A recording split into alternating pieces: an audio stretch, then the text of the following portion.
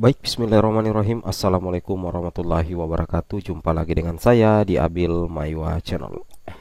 Jadi pada video kali ini teman-teman ya, kembali lagi admin akan mencoba mengupdate informasi terbaru ya seputar peraturan terbaru ya yang akan direalisasikan pada akhir tahun 2023 kalau memang jadi direalisasikan. Ini tentunya menjadi kabar yang tidak baik ya, menurut kami pribadi itu kabar buruk sebenarnya, karena itu kalau target tidak bisa dicapai itu bisa menyebabkan ada guru yang bisa saja eh, atau guru honorer atau pegawai honorer yang tidak bisa lagi bekerja. Kan logikanya seperti itu ya. Tapi kalau misalkan aturan ini direalisasikan Bapak Ibu ya. Nah, tapi sebelum kita lanjut, bagi rekan-rekan guru yang baru pertama kali mampir di channel ini, jangan lupa tekan tombol subscribe dan aktifkan lonceng notifikasinya agar setiap hari Bapak Ibu bisa mendapatkan informasi terbaru seputar P3K Guru. Nah, kita langsung saja to the point ke informasinya Bapak Ibu ya. Di sini kami ingin menyajikan ya, di sini ada Peraturan Menteri Republik Indonesia ya, nomor 49 tahun 2018 tentang manajemen pegawai pemerintah dengan perjanjian kerja. Nah, di sini inti dari Peraturan Pemerintah Republik Indonesia nomor 49 tahun 2018 itu membahas keberadaan atau eksistensi daripada pegawai yang berstatus PNS dan pegawai yang berstatus P3K. Yang jadi pertanyaan, bagaimana dengan yang honorer? Nah, perlu teman-teman ketahui, sudah sering kali dibahas bahwa banyak isu yang beredar bahwa akan ada penghapusan honorer di bulan November tahun 2023.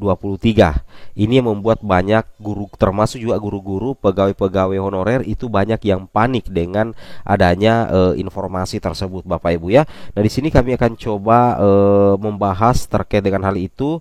Kita langsung saja to the point ke informasi resminya di pasal 99 ya teman-teman.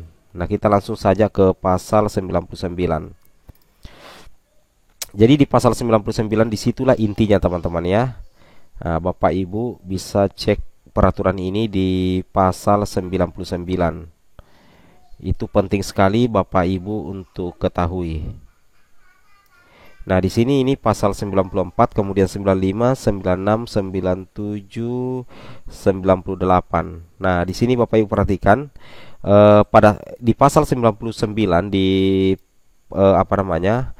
Peraturan PP nomor 49 tahun 2018, di sini dikatakan pada saat peraturan pemerintah ini mulai berlaku, pegawai non PNS yang bertugas pada instansi pemerintah termasuk pegawai yang bertugas pada lembaga non-struktural, kemudian instansi pemerintah yang menerapkan pola pengelolaan keuangan badan layanan umum daerah, lembaga penyiaran publik, kemudian perguruan tinggi negeri baru berdasarkan peraturan Presiden nomor 10 tahun 2016 tentang dosen dan tenaga pendidikan pada perguruan tinggi negeri baru sebelum diundangkan peraturan pemerintah ini masih tetap melaksanakan tugas paling lama 5 tahun Bapak Ibu ya. Jadi mulai dari 2018, 19, 2020, 2022, 2023. Jadi sudah genap 5 tahun Bapak Ibu ya. Jadi sudah genap 5 tahun di sini untuk pegawai yang berstatus non PNS yang bertugas pada instansi pemerintah.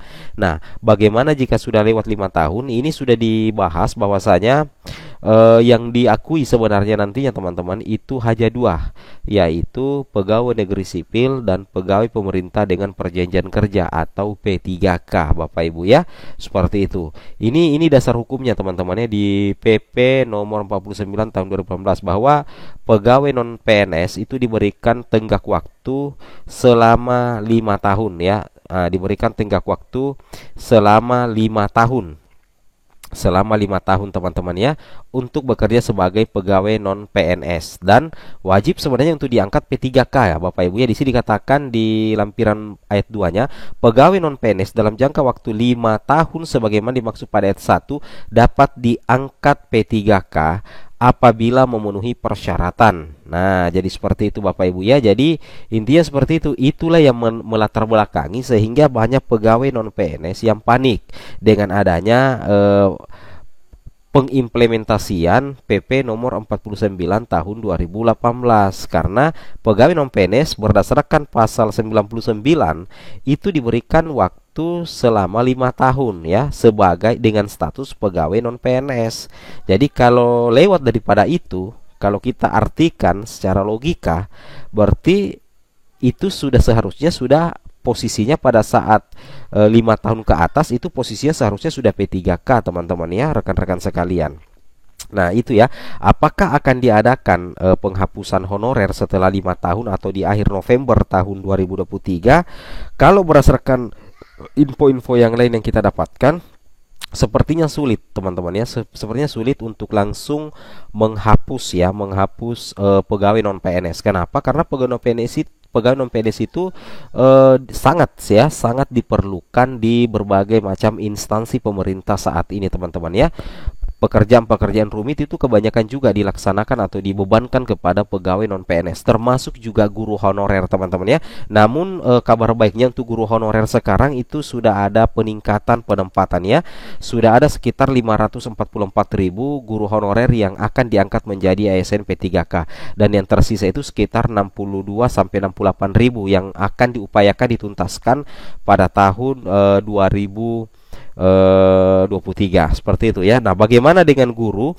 Sedikit ada kebijakan dari guru Bapak Ibu, bahwasanya untuk guru yang berstatus honorer itu tetap bisa mengabdi di sekolah dengan catatan gajinya itu harus berasal dari dana BOS. Jadi harus ada penghasilan dari dana BOS untuk guru honorer Bapak Ibu ya, agar bisa tetap mengabdi di sekolah meskipun nanti akan ada pemberlakuan PP nomor 49 ya, seperti itu logikanya Bapak Ibu ya, tahun 2018. Nah, di sini kita bisa ambil contoh di Peraturan Menteri Pendidikan Kebudayaan Riset dan Teknologi Republik Indonesia nomor 63 tahun 2022 tentang petunjuk teknis pengelolaan dana bantuan operasional satuan pendidikan. Ini informasi resmi teman-teman ya. Jadi kalau dikatakan Permendikbudristek nomor 63 tahun 2022, berarti itu membahas tentang petunjuk teknis pengelolaan dana bantuan operasional satuan pendidikan. Nah, di sini kita lihat bahwasanya yang berhak untuk mendapatkan insentif dana BOS ya, atau penghasilan dari dana BOS untuk guru, kita bisa cek di bagian sini ya aturannya. Kita cek di sini Bapak Ibu aturan resminya. Nah, di sini teman-teman ya, kita langsung to the point saja di halaman 14 di pasal 40. Nah, untuk pasal 40 di sini, pembayaran honorer sebagaimana dimaksud dalam pasal 39 huruf 1 digunakan paling banyak 50% ya dari keseluruhan jumlah alokasi dana BOS reguler yang diterima oleh satuan pendidikan. Kemudian yang kedua, pembayaran honorer sebagaimana dimaksud pada ayat kedua diberikan kepada guru atau tenaga kependidikan. Kemudian yang ketiga, guru yang dapat diberikan honor sebagaimana dimaksud pada ayat ketiga harus memenuhi persyaratan. Yang pertama, berstatus bukan aparatur sipil negara. Kemudian yang kedua, tercatat pada Dapodik. Dan yang ketiga, memiliki nomor unik pendidik dan tenaga pendidikan, dan yang keempat adalah belum mendapatkan tunjangan profesi guru. Inilah yang berhak ya, kategori guru honorer yang bisa mendapatkan pembayaran honorer di dana BOS Bapak Ibu ya. Nah, ketika Bapak Ibu guru yang mendapatkan pembiayaan atau gaji dari dana BOS, berarti itu menjadi kabar baik karena tetap bisa mengabdi di sekolah sekalipun misalkan akan ada implementasi pemberlakuan untuk PP nomor 49 tahun 2018.